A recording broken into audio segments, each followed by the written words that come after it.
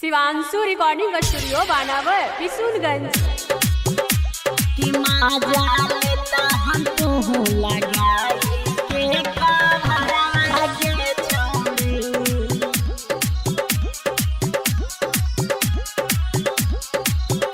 एगे हल्ला हो गेलो छौड़ी सहारा बाजार में, सबका के बाटा हही छौड़ी 2000 में।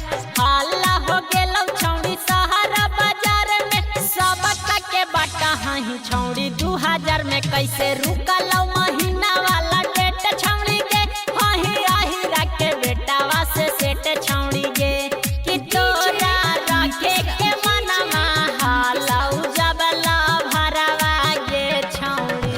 कि मजा लेता हम तू लगाई के कभरवा गे छौड़ी। माई बाबू के इज्जत माटी में मिलैनी गे, माटी में मिलैनी छौड़ी, माटी में मिलैनी गे।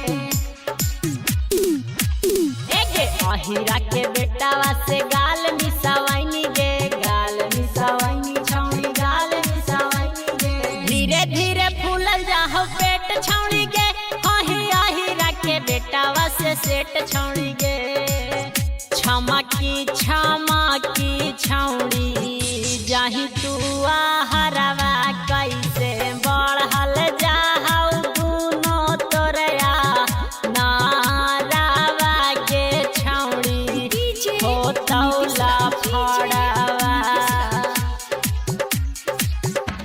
किए गे छौड़ी पढ़े के करके बहनवा डलैनी जो रनवा गे छौड़ी। किए गे छौड़ी पढ़े के करके बहनवा डलैनी जो रनवा गे छौड़ी, जो रनवा गे छौड़ी। रीत से दीवाना तोरा के ते समझल कौले जाके गाया बाजार में तोरा सुटकी।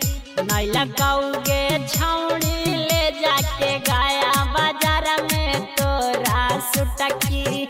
नहीं लगौगे छौड़ी किए गे छौड़ी पढ़े के करके बहनवा डलैनी जो रनवा गे छौड़ी।